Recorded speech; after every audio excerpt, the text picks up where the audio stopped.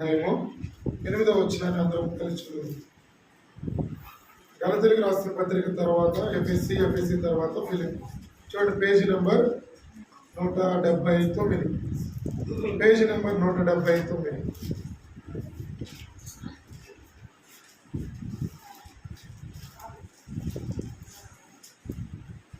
6వ వచనము, 7వ వచనము, 8వ వచనం, 3 వచనాలు కలిసి చదువుకున్నాం. ఫిలిప్పీలకు రాసిన పత్రిక 2వ అధ్యాయము 6వ వచనము, 7వ వచనము, 8వ వచనం, ఈ 3 వచనాలు మనం కలిసి చదువుకున్నాం. ఆయనే దేవుని స్వరూపము కలిగిన వాడై ఉండి దేవునితో సమానముగా ఉండుట విడిచిపెట్టకూడని భాగ్యమని ఎంచుకొనలేదు గాని మనుషుల పోలికగా పుట్టి దాసుని స్వరూపం ధరించుకొని తను తానే రిక్తినిగా చేసుకొనెను. మరియు ఆయన ఆకారముందు మనుష్యుడిగా కనబడి మరణము పొందినంతగా, అనగా శిలువ మరణము పొందినంతగా విధేయత చూపిన వాడై తను తాను తగ్గించుకొనెను. చిన్న ప్రార్థన చేసుకుందాం. ప్రేమ కలిగిన మా తండ్రి, నీవు చదవబడుతూ వచ్చిన వాక్య భాగములను జ్ఞాపకం చేసుకోండి. దేవా, పాటల ద్వారా ఇంతవరకు మీ నామము మహిమపరచబడిందని అనుకు ప్రభావం నిన్ను స్తుతిస్తూ ఉంటున్నా. ఈ సమయంలో ప్రత్యేకించి ఆయన క్రీస్తుదాస్ అన్న కుటుంబం ఆధారంగా చేసుకొని నీ మాటలు కొద్ది నిమిషములు దేవా మైక్ ద్వారా వినేటువంటి వారైనా, ఇక్కడ కూర్చున్నటువంటి మేమైనా అందరం కూడా నీ మాటలు కొద్దిసేపు ధ్యానించుకోవడానికి మీ ఆత్మ సహాయము మాకు ఎంతో అవసరమై ఉన్నది. మీ పరిశుద్ధాత్మ సహాయమును కోరుకుంటూ ఉన్నాం. మీ యొక్క రక్త ప్రోక్షణకు మమ్మల్ని మేము అప్పగించుకుంటూ ఉన్నాం. మీరే మాకు సహాయం చేయండి. కాబట్టి ఈ యొక్క సమయంలో వచ్చిన వారందరిని బట్టి కూడా వందనాలు చెల్లించుకుంటాం. ప్రభా, దూరం నుండి దగ్గర నుండి వాక్య భాగంలో వినేటువంటి వారికి మీరేమై ఉన్నారో, ఎందుకొరకు ఈ లోకమునికి వచ్చినారో, ఎందుకొరకు సిలువలో మరి ప్రభా మరి వృద్ధులై ఉంటూ వచ్చినారో ఆ విషయంలో కొద్ది నిమిషాలు మేము ధ్యానించుకుని ఆ రీతిగా ముందుకు వెళ్ళడానికి మీరు మాకు సహాయం చేయమని ఇంతవరకు మీరు నడిపించిన మీ కృపను బట్టి వందనాలు చెల్లించుకుంటూ ముందున్న సమయాన్ని మీకు అప్పగించుకుంటూ యేసు ప్రభు నామమున ప్రార్థించి వేడుకొంచున్నాం తండ్రి. ఆమేన్.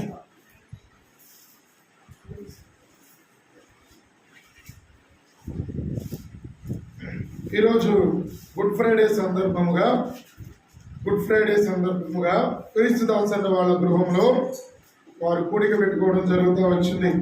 ఈ కూడికను ఆధారం చేసుకొని, అనగా వీరి గృహాన్ని, వీరి యొక్క ఇంటిని ఆధారం చేసుకొని కొద్ది నిమిషములు మైక్ ద్వారా దూర ప్రాంతంలోకి వినబడేటువంటి వారైనా, దగ్గరగా ఉండి వినేటువంటి వారైనా, మేము ఇక్కడ ఇంటిలో కూర్చున్న వారమే మేమందరము కూడా కలిసి కొద్ది నిమిషాలు దేవుని వాక్యం విందాం.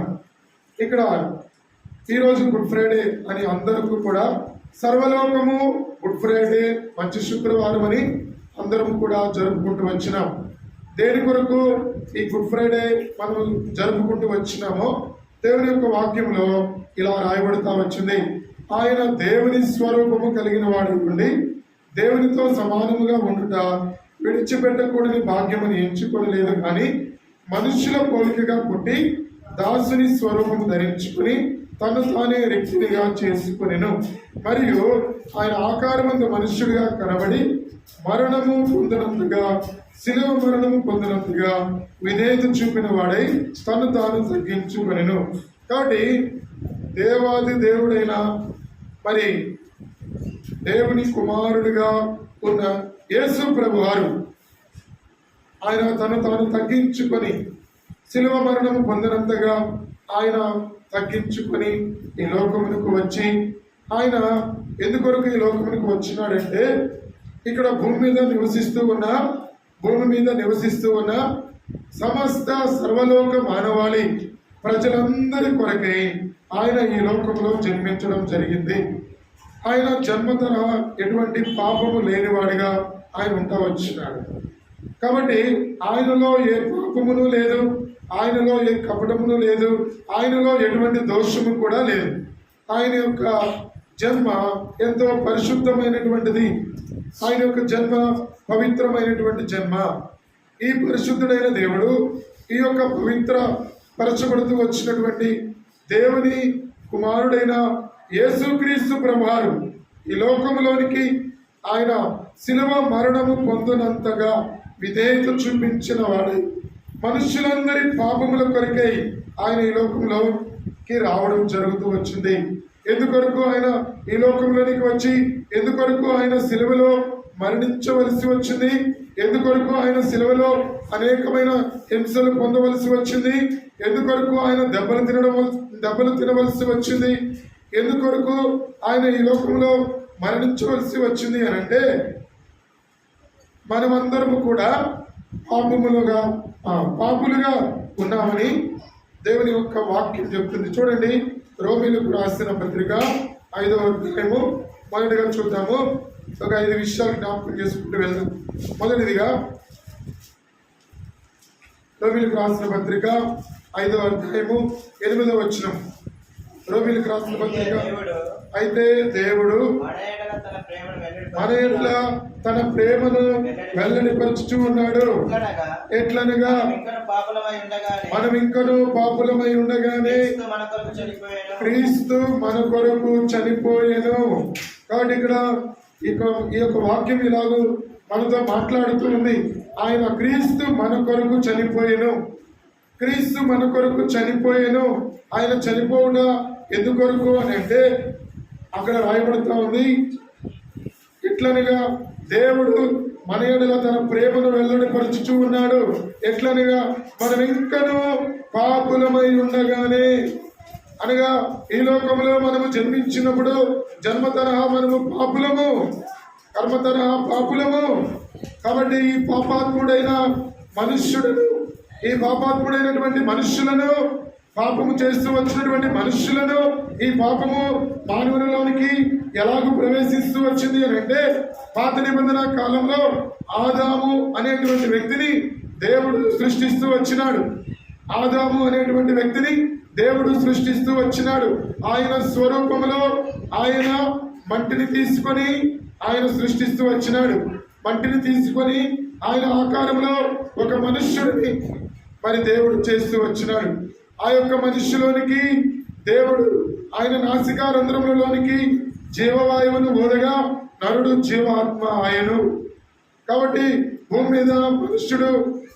మీద మనుష్యుడు జన్మించడం జరిగింది. ఈ యొక్క మనుష్యుడు జన్మించిన తర్వాత దేవునితో సంబంధాన్ని కలిగి జీవిస్తూ వస్తూ ఉన్నారు. ఎప్పుడైతే దేవుడు ఆజ్ఞ ఒకటి పెడుతూ వచ్చినాడు, ఆ యొక్క ఏదైనా తోటలో ఒక చెట్టు యొక్క ఫలము, ఒక పండు తినవద్దని ఆజ్ఞాపించినాడు. ఆ యొక్క పండును తినవద్దని ఆజ్ఞాపించిన అప్పుడు తరువాత కాలంలో ఆయనకు సాటి అయిన సహాయము కావాలని ఆమె పేరు అవ్వ. ఈ యొక్క మనుష్యుని యొక్క శరీరం నుండి ఒక ఎముకను తీసి అవ్వను సృష్టిస్తూ వచ్చినాడు, అనగా స్త్రీని సృష్టిస్తూ వచ్చినాడు దేవుడు. ఆదాము అవ్వలు అని వారికి పేరు పెడుతూ వచ్చినాడు.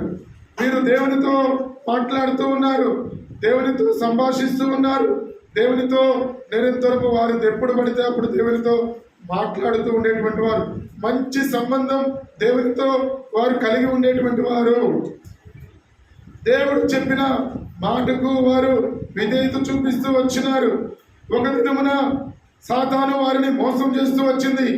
ఆ స్త్రీని మోసం చేసిన కారణాన్ని బట్టి ఆమె ఆ చెట్టుకున్నటువంటి ఆ పండును తింటూ వచ్చింది.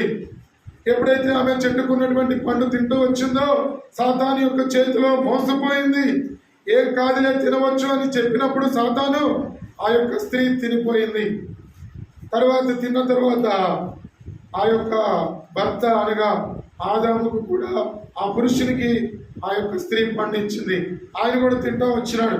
ఇదంతా ఎందుకు చెప్తా ఉన్నామంటే, వీరు దేవునితో అప్పటి వరకు కలిగి ఉన్న ఆ సంబంధాన్ని ఆ పండు తిన్న తర్వాత దేవునితో కలిగి ఉన్న సంబంధాన్ని పోగొట్టుకున్నారు.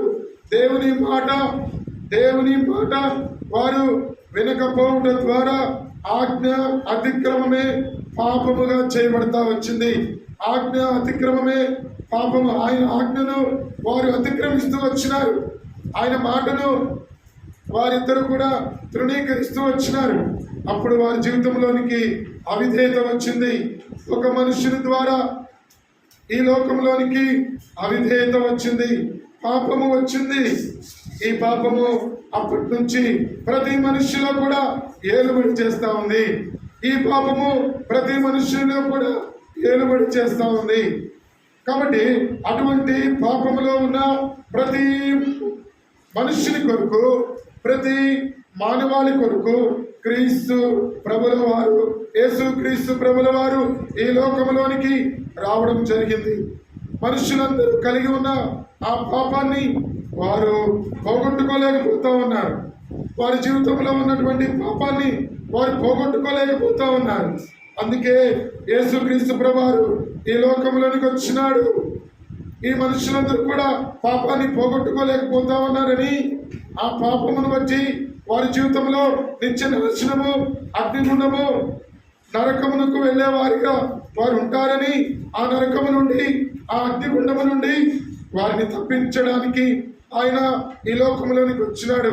శిలువ మరణము పొందడానికి ఆయన ఈ లోకంలోనికి వచ్చినాడు. సర్వ మానవాళి పాపములు క్షమించడానికి ఆయన ఈ లోకంలోనికి వచ్చినాడు. ఆయన ఈ లోకంలోనికి వచ్చి కలువరి శిలువలో ఆయన నీ నా కొరకై, నీ నా పాపముల నిమిత్తము ఆయన మీద వేసుకుంటూ వచ్చినాడు. మన పాపముల కొరకై ఆయన చనిపోతూ వచ్చినాడు. మన పాపముల కొరకై ఆయన మరణిస్తూ వచ్చినాడు. శిలువలో ఆయన మరణిస్తూ వచ్చినాడు.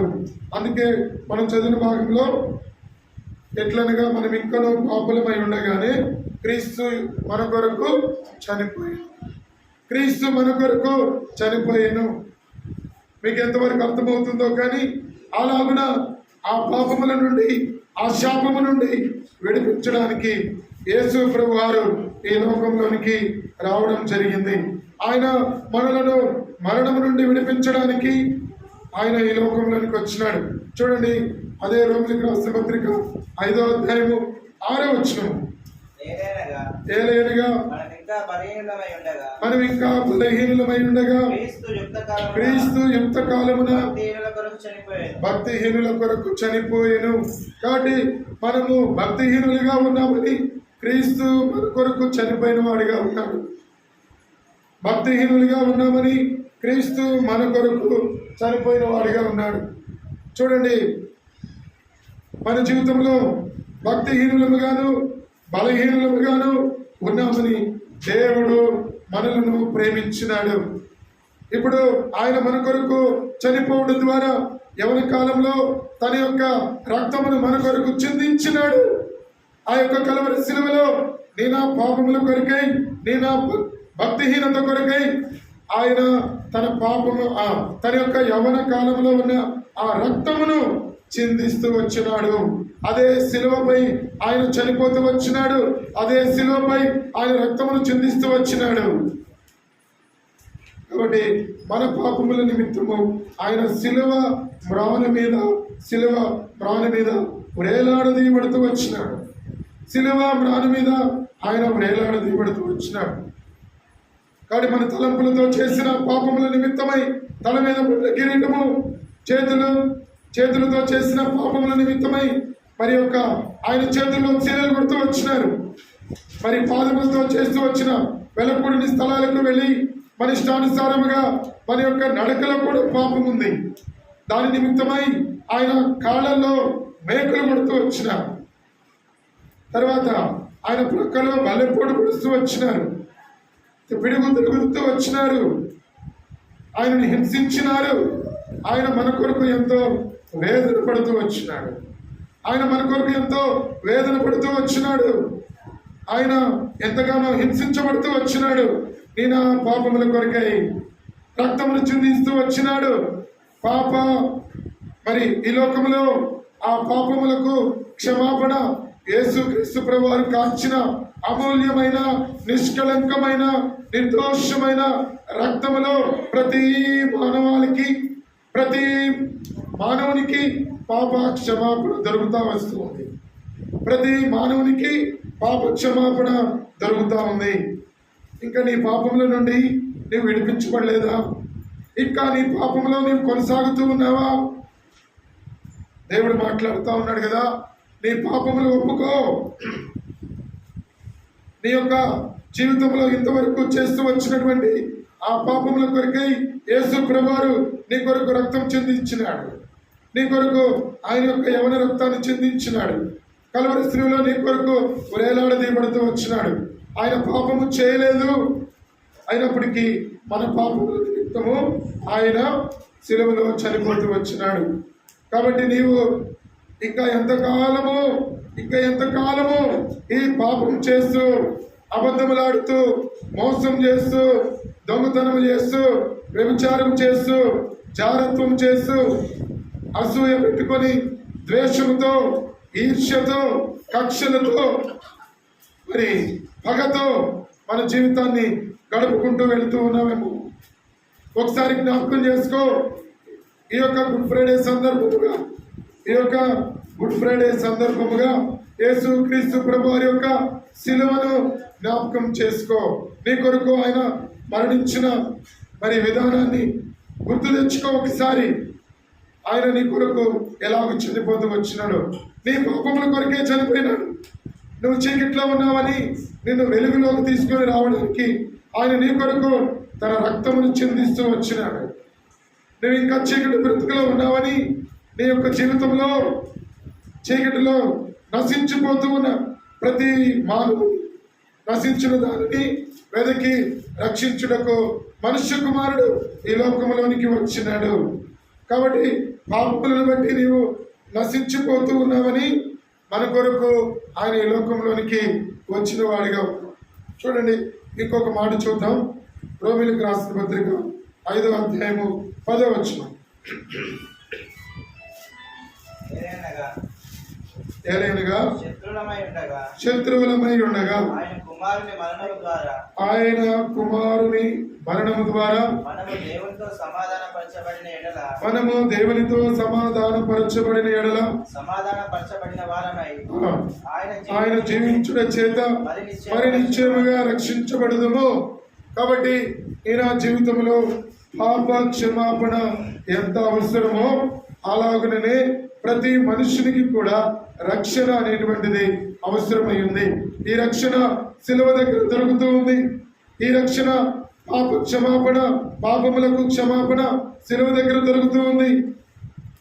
పాప క్షమాపణ అంటే మనకున్నటువంటి పాత మనసు పోయి క్రొత్త మనసు రావడమే.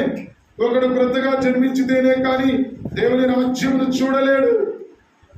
కాబట్టి మన యొక్క జీవితంలో మన పాపమును దేవుని దగ్గర ఒప్పుకున్నప్పుడు ఆయన మన హృదయమును మార్చేటువంటి దేవుడు. దేవుని వాక్యంలో ఉంది, హృదయము అన్నిటికంటే మోసకరమైనది, అది ఘోరమైన వ్యాధి గలది, దాన్ని గ్రహింపగలిగిన వాడెవడు అని రాయబడతా ఉంది. హృదయము అన్నిటికంటే మోసకరమైనది. నీ హృదయము నిన్ను అనేక సార్లు మోసం చేస్తా ఉంది. నీ హృదయము అనేక సార్లు నిన్ను పాపం వైపుకు తీసుకొని పోతా ఉంది, శాపం వైపుకు నడిపించుకొని తీసుకొని పోతా ఉంది. కాబట్టి నీ జీవితంలో అటువంటి ఆ హృదయము నిన్ను మోసం చేస్తా ఉంది. నీ హృదయము దేవుని తట్టు తిప్పమని దేవుడు చెప్తా ఉన్నాడు. ఇప్పటి వరకు నీ జీవితంలో ఆ హృదయంలో పాపముతో నిండుకొని పోయి ఉంటే, చీకటితో నిండుకొని పోయి ఉంటే, భక్తిహీనతలో ఉంటే, యేసు ప్రభువు శిలువ వైపు చూడు. ఆయన నీ కొరకు రక్తం కార్చినాడు. ఆయన నీ కొరకు శ్రమ పెట్టబడుతూ వచ్చినాడు. ఆయన నీ కొరకు ఈ లోకంలో చనిపోతూ వచ్చినాడు. శిలువలో నీ కొరకు మరణించినాడు. కాబట్టి ఆయన ఈరోజు ఈ యొక్క క్రీస్తు దర్శన వారి యొక్క ఇంటిని ఆధారం చేసుకొని నీ హృదయంలోనికి రావాలని ఆశపడుతూ ఉన్నాడు. ఆయన నీ హృదయంలోనికి రావాలని ఆశపడుతూ ఉన్నాడు. కాబట్టి నీ హృదయంలో ఉన్న ఆ చీకటిని తొలగించుకోవడానికి యేసు వైపు చూడు. ఆయన కలువరి శిలువలో మరణించిన విధానము జ్ఞాపకం తెచ్చుకొని ఆయన వైపు చూడు. ఆయన వైపు చూస్తే నీ పాపములకు లేకపోతే ఆ పాపములకు వచ్చే శిక్షకు ఆయనే శిక్షింపబడుతూ వచ్చినాడు. ఈ శిక్ష అంతటినీ కూడా ఆయనే శిలువలో ఆయనే అనుభవిస్తూ వచ్చినాడు. ఆయనే నీ శిక్ష అంతటినీ ఆయన మీద వేసుకొని మరణిస్తూ వచ్చినాడు. నీ కొరకు తన రక్తమును చిందిస్తూ వచ్చినాడు. నీ హృదయాన్ని దేవునికి ఇస్తావా? నీ హృదయాన్ని దేవునికి ఇస్తావా?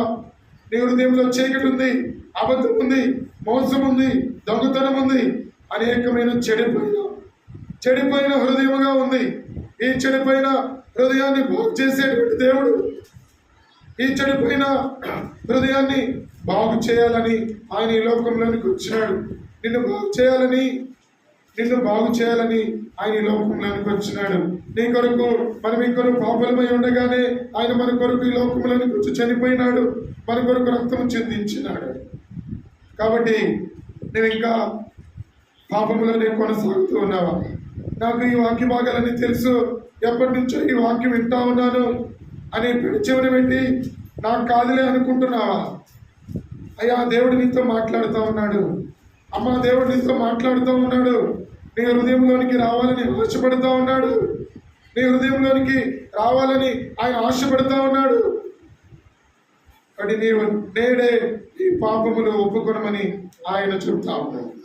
నేడే నీ పాపములు ఒప్పుకో, నీ పాపడ తుడుచుకో. నేడే నీ పాపములు ఒప్పుకో, నీ పాపడగులు తుడుచుకో. నీ ఆత్మ తనువులు శుద్ధిపరచు, నీ ఆత్మ తనువులు శుద్ధిపరచు. అంగీకరించు యేసుని. కాబట్టి నీ జీవితంలో అటువంటి పాపములో ఇంకా కొనసాగుతూ ఉంటే, అటువంటి అంధకారంలో ఇంకా కొనసాగుతూ ఉంటే, నీ హృదయాన్ని నమ్ముకొని ఇంకా నీవు మోసం చేసుకుంటూ వెళ్తా ఉంటే, యేసు ప్రభువారి యొక్క సిలువ ఈ రోజు ఈ రాత్రి నీతో మాట్లాడుతూ ఉన్నాడు. యేసు ప్రభువారి సిలువ మీద ఉండి నీతో మాట్లాడుతూ ఉన్నాడు. అయ్యా, నీ హృదయాన్ని నాకివ్వు. ఇదిగో ఆయన తలుపునొద్దు నిలుచుండి తట్టుచూ ఉన్నాడు. ఎవడైనా నా స్వరము విని తలుపు తీసిన యెడల అతనితో నేను, నాతో కూడా అతను కలిసి భోజనము చేయదుము. దేవుడు నీతో సహవాసం చేయాలని, నీతో మాట్లాడాలని అనుకుంటున్నాడు. నీతో ఆయన మాట్లాడాలని అనుకుంటున్నాడు. నీవే హృదయాన్ని కట్టుపరుచుకొని పాపములో కొనసాగుతూ వెళుతూ ఉన్నావు. అందుకే ఈ యొక్క హృదయాన్ని మోసం చేసుకుంటున్నావు, నీ జీవితాన్ని మోసం చేసుకుంటున్నావు. దేవుడితో మాట్లాడు, నోరు తెరిచి దేవుడితో మాట్లాడు. దేవా, నేను పాపిని, నా హృదయంలో చీకటి ఉంది, నా యొక్క జీవితంలో సమాధానం లేదు, నా జీవితంలో సంతోషం లేదు, నా జీవితంలో నెమ్మది లేదు, నా జీవితంలో ప్రభా నేను ఎంతో కాలం నుండి బ్రతుకుతూ ఉన్నాను ఈ భూమి మీద. అయితే నా జీవితంలో సంతోషం లేదు, సమాధానం లేదు, నెమ్మది లేదు అనేటువంటి జీవితాన్ని ఒకసారి గుర్తెరుగు. నా కొరకు ఈ లోకంలోకి వచ్చినావంట ప్రభా, ఈ లోకంలోకి వచ్చి శిలువ మీద నా కొరకు మరణించినావంట, నా కొరకు రక్తం చిందించినావంట. నిజమే ప్రభా, నేను నా యొక్క జీవితంలో ఒప్పుకుంటున్నాను, నా జీవితంలో ఒప్పుకుంటున్నాను. ప్రభా, నన్ను కడుగు, ప్రభా నీ రక్తంతో నన్ను కడుగు, నా పాపములు కడుగు, నా జీవితాన్ని కడుగు, నన్ను బాగు చేయి, నా జీవితమును మార్చు అని చిన్న ప్రార్థన చేసుకుంటే నీ హృదయాన్ని బాగు చేస్తాడు. నీ హృదయాన్ని బాగు చేస్తాడు, నీ జీవితాన్ని మార్చివేస్తాడు. నిన్ను, నీ కుటుంబాన్ని దేవుడు ఆశీర్వాదంలోనికి తీసుకొస్తాడు. నీకు పరలోక రాజ్యంలో స్థానం ఉంటుంది. నువ్వు ఇప్పుడు ఇక్కడ చెప్పే నేను కూడా, దేవుని మాటలు చెప్పే నేను కూడా ఒకప్పుడు ఇదే పాపములో కొనసాగుతూ వచ్చినాను. ఎన్నోసార్లు దేవుని మాటలు వింటూ వచ్చినాను, పెడచోను పెడుతూ వచ్చినాను.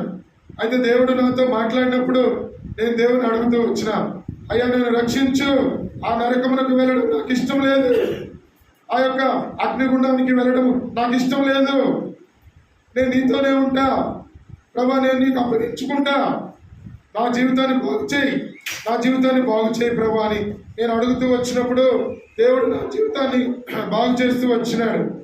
దేవుడు నా జీవితాన్ని బాగు చేస్తూ వచ్చినాడు. నా పాపములు దేవుడు క్షమిస్తూ వచ్చినాడు. అంధకారం నుండి విడిపిస్తూ వచ్చినాడు. శాపము నుండి విడిపిస్తూ వచ్చినాడు. నా జీవితమును బాగు చేస్తూ వచ్చినాడు. మరణము నుండి నన్ను విడిపిస్తూ వచ్చినాడు. ఇప్పుడు నేను చనిపోతే దేవుని రాజ్యమునకు దేవుడు నన్ను తీసుకుని పోతాడని ఒక నిరీక్షణ, ఒక నమ్మకం నాకుంది. మైక్ ద్వారా వినే నీకుందా? దగ్గర కూర్చుని నీకుందా? చనిపోతే ఎక్కడికి వెళ్తావు? క్రీస్తు నీ కొరకు చనిపోయినాడు. నువ్వు చనిపోతే ఎక్కడికి వెళ్తావు? చనిపోతే ఎక్కడికి వెళ్తామండి ఎవరికి తెలుసు అనొచ్చు. చనిపోతే ఇంకొక జీవితం ఉంది. ప్రతి మనుష్యుడు చనిపోయిన తర్వాత ఇంకొక జీవితం ఉంది, ఆత్మీయ జీవితము. ఆత్మలో మనము దేవుడు మనకు అనుగ్రహించినటువంటి ఈ ఆత్మలో పాపము, మలినము ఉండకూడదు. ఈ ఆత్మ దేవుడు ఇచ్చినటువంటి ఆత్మ. ఆయనకు తిరిగి మరలా మనం అప్పగించాలి. ఆయనకు మనలో ఉన్న ఆత్మను తిరిగి అప్పగించాలి. మనం చనిపోయినప్పుడు, ఈ లోకానుసారముగా మనం చనిపోయినప్పుడు శరీరము భూమి మీదే ఉంటుంది. మనలో ఉన్న ఆత్మ దేవుని దగ్గరికి వెళ్ళిపోతుంది. దేవుని వాక్యంలో ఉంది. ఇప్పుడు దేవుని దగ్గరికి వెళ్ళేటప్పుడు ఆ ఆత్మలో మలినం ఉండకూడదు, ఆ ఆత్మలో పాపం ఉండకూడదు, ఆ ఆత్మలో మరి అపవిత్రత ఉండకూడదు. ఆ ఆత్మ పరిశుద్ధపరచబడిన ఆత్మగా ఉండాలి. మలినము లేని ఆత్మగా ఉండాలి. పాపము లేని ఆత్మగా ఉండాలి. పరిశుద్ధపరచబడిన ఆత్మగా ఉండాలి. పవిత్రపరచబడిన ఆత్మగా ఉండాలి. వచ్చ డాగు కళంకము లేని ఆత్మగా ఉండాలి. అప్పుడు దేవుడు అంగీకరిస్తాడు. కాబట్టి రక్షణ పొందితే అనగా మారు మనసు పొందుట. మనం ఎప్పుడైతే రక్షణ పొందుతామో, మారు మనసు పొందుతామో, దేవుడికి మన హృదయం ఇస్తామో, దేవుడు మన పాపాలు క్షమించేవాడిగా ఉన్నాడు. దేవుని అడిగినప్పుడు దేవుడు మన పాపాలు క్షమిస్తాడు. దేవుని యందు విశ్వాసం ఉంచుతూ వచ్చినప్పుడు దేవుడు మన పాపాలు క్షమించేవాడిగా ఉంటాడు. అంధకారము నుండి విడిపిస్తాడు. కటిక చీకటి నుండి విడిపిస్తాడు. వ్యాధి బాధల నుండి ఆయన విడిపించే దేవుడు. కాబట్టి ఇంకో మాట చూద్దాము. యోహాను రాసిన సువార్త, యోహాను సువార్త 1వ అధ్యాయము 29వ వచనం. యోహాను సువార్త 1వ అధ్యాయము 29వ వచనం.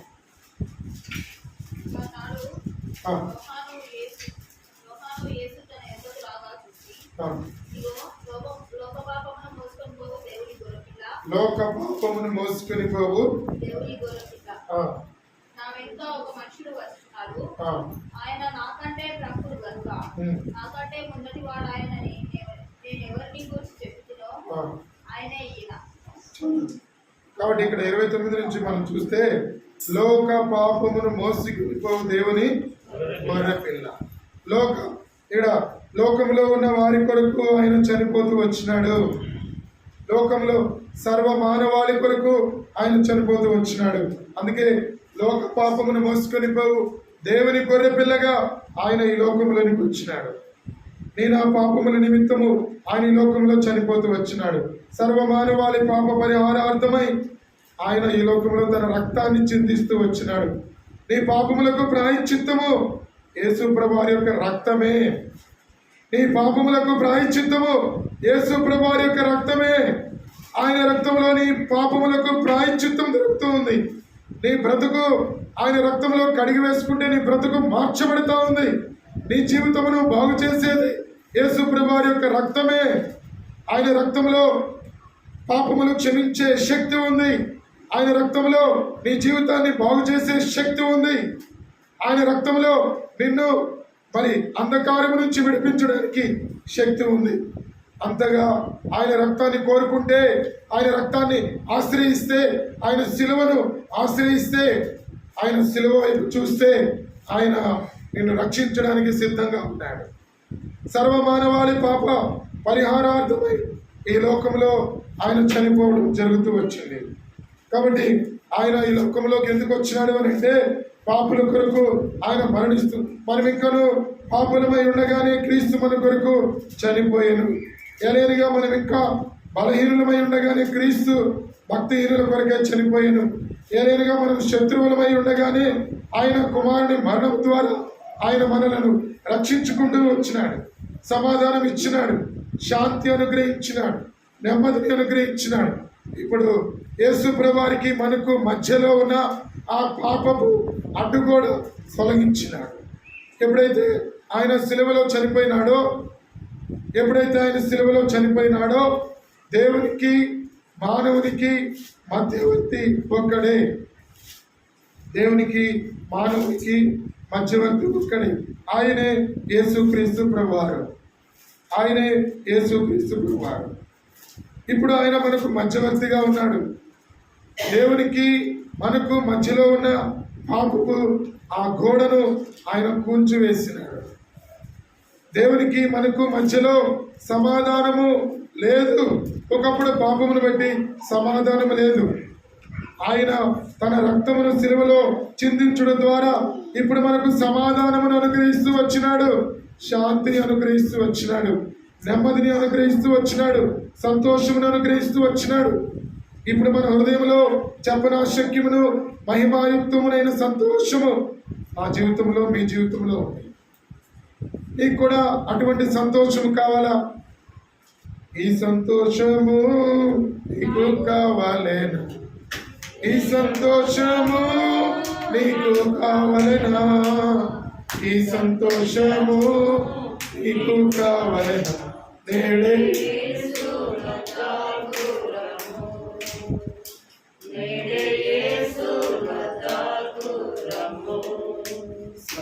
సంతోషమే సమాధానమే, సంతోషమే సమాధానమే, సంతోషమే సమాధానమే, చెప్పనాశక్యమైన సంతోషం, చెప్పనాశక్యమైన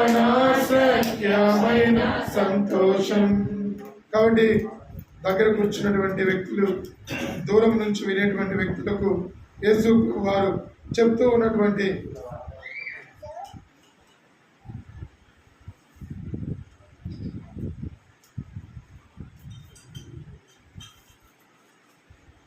ఆయన ఒకటే మాట చెప్తా ఉన్నాడు.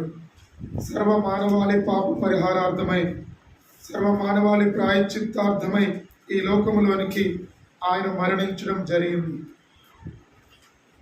ఆయన ఈ లోకంలోనికి వచ్చి సిలువలో మరణించడం జరుగుతూ వచ్చింది.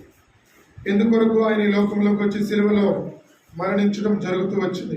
ఎందుకొరకు ఆయన సిలువ వేస్తూ వచ్చినారు అని అంటే, లోకంలో ఉన్న ప్రతి మానవుని యొక్క పాపముల కొరకి ఆయన ఈ లోకంలోనికి రావడం జరిగింది.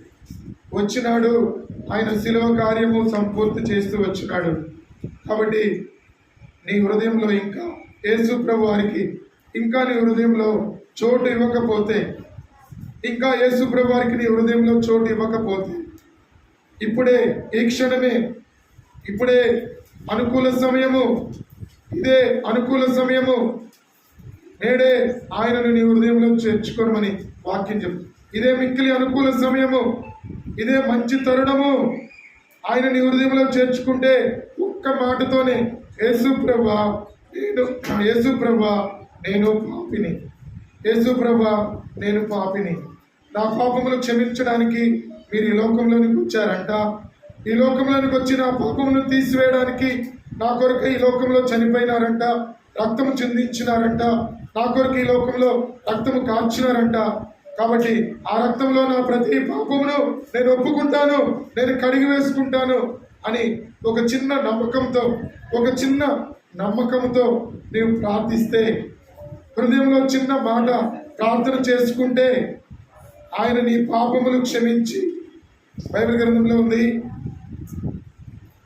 యేసు రక్తము ప్రతి పాపము నుండి మనలను కడిగి పవిత్రులుగా చేయడం.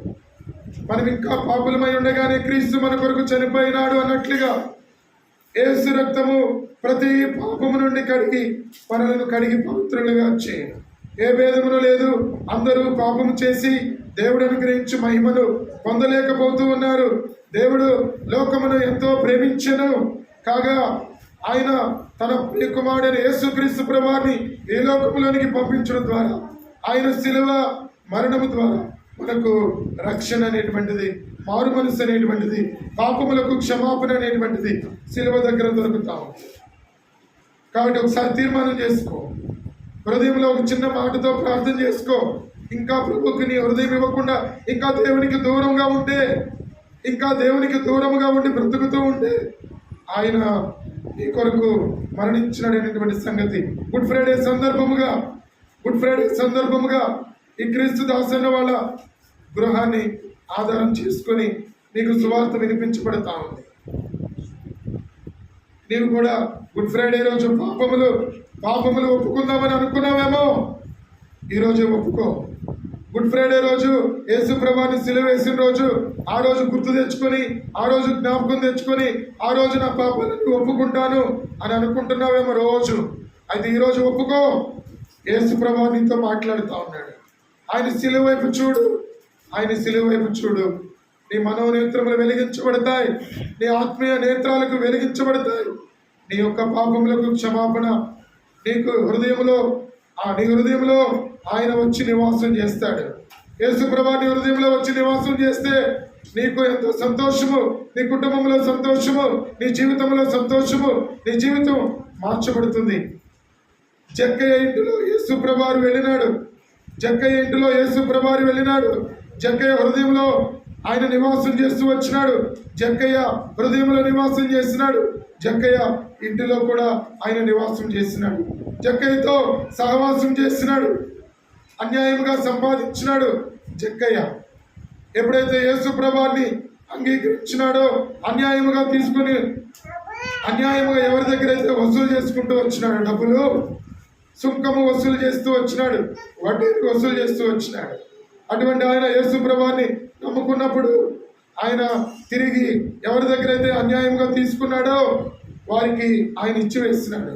ఎప్పుడైతే యేసు ప్రభువు మన హృదయంలోనికి వస్తాడో మన జీవితము బాగు చేయబడతాము. ఎప్పుడైతే యేసు ప్రభువు మన గృహంలోనికి వస్తా ఉన్నాడు, మన గృహంలో సంతోషము, సమాధానము, నెమ్మది, శాంతి మన గృహంలో తిరుగుతాము. ఆయన జక్కయ్య గృహంలోనికి వచ్చినప్పుడు జక్కయ్యను దేవుడు ఆశీర్వదించినాడు. జక్కయ్య నేడు నీ ఇంటికి రక్షణ వచ్చింది. కాబట్టి జక్కయ్య ఇంటి అంతటికి కూడా రక్షణను మరి జక్కయ్య పొందుకుంటూ వచ్చినాడు. కాబట్టి మనము కూడా దేవుని దగ్గర ఒక మాట మనం ప్రార్థన చేసుకున్నప్పుడు దేవుని దగ్గర ఒక మాట తీసుకుందాం. దేవుని దగ్గర ఒక మాట పెడదాం. అయ్యా, నేను రక్షించబడ్డాను, నా కుటుంబం రక్షించబడ్డాను, నా హృదయంలోనికి రండి, నా హృదయంలోనికి రండి అని దేవుని అడిగితే యేసు రక్తము ప్రతి పాపం నుండి కడిగి మనలను పవిత్రులుగా చేస్తూ ఉంది. దేవుని యొక్క వాక్యం నుండి విశ్వాసం ఉంచితే నీవు నీ కుటుంబము రక్షించబడతారు.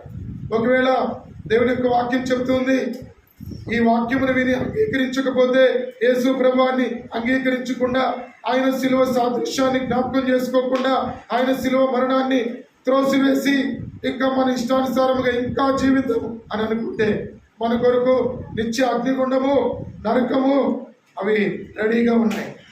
చనిపోతే ఆ నరకము, అగ్నిగుండానికి వెళ్ళడము దేవునికి ఇష్టం లేదు.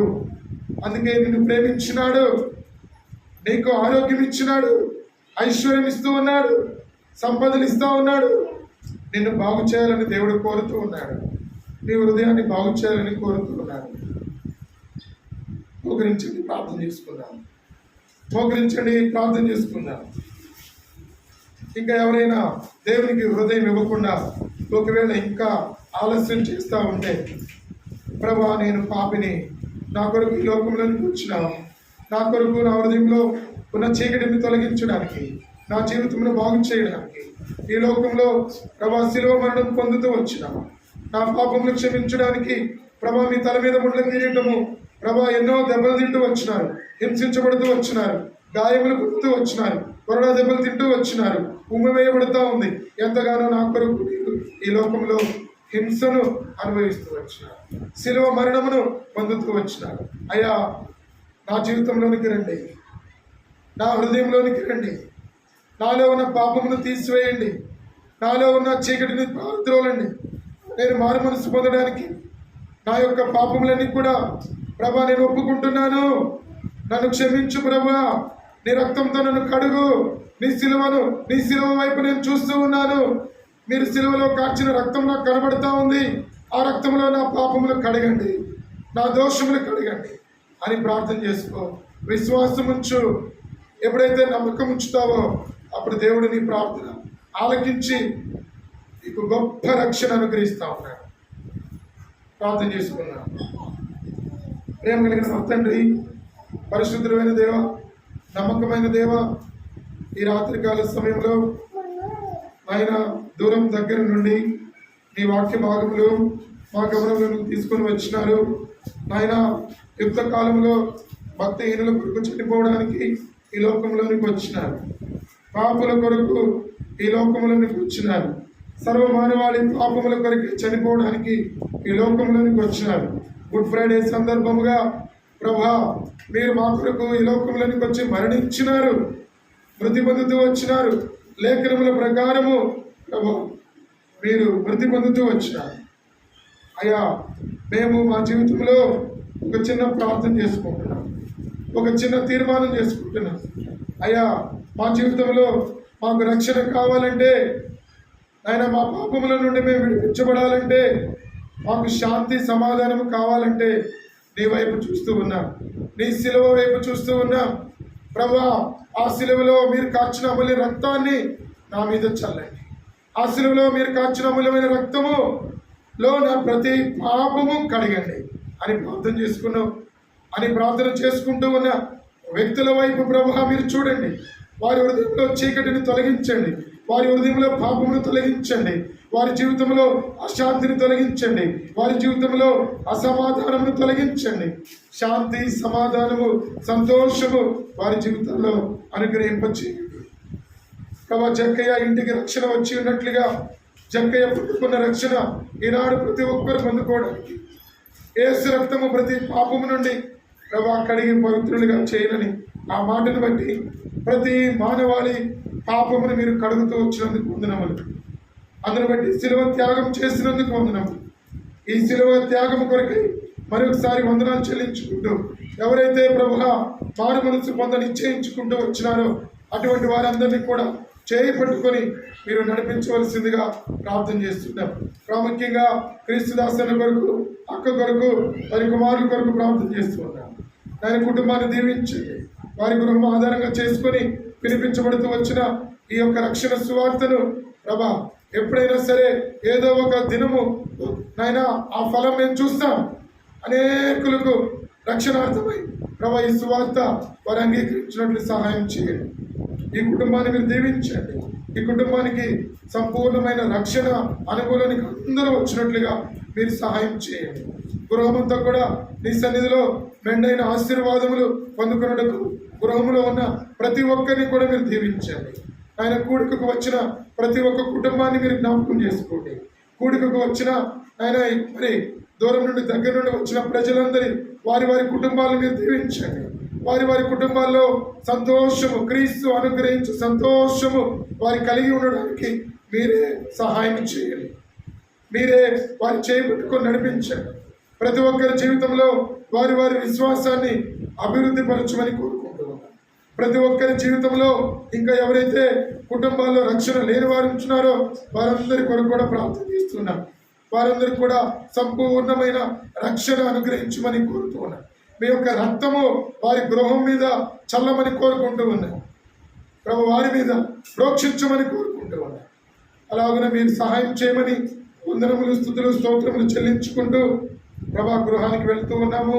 ఎవరి గృహములకు వారు వెళుతూ ఉంటుండగా మీ కాపుదల, మీ భద్రత మా పైన ఉంచుతూ రమ్మని మా ప్రభువును ప్రియరక్షకుడైన యేసుక్రీస్తు ప్రభువారి పేరిట ప్రార్థించి వేడుకొంచు ఉన్నాము తండ్రి. ఆమేన్. మన తండ్రి అయిన దేవుని ప్రేమ, కుమారుడైన యేసుక్రీస్తు ప్రభువారి యొక్క కృప, పరిశుద్ధాత్మ యొక్క అన్యోన్య సహవాసము కూడి ఉన్న మనకు, లోకంలో చెదిరి ఉన్న పరిశుద్ధులకు అనగా ఈ యొక్క గృహము ఆధారం చేసుకుని వాక్యం విన్న వారందరికీ కూడా తోడై ఉండి నడిపించును గాక. ఆమేన్. Praise lord.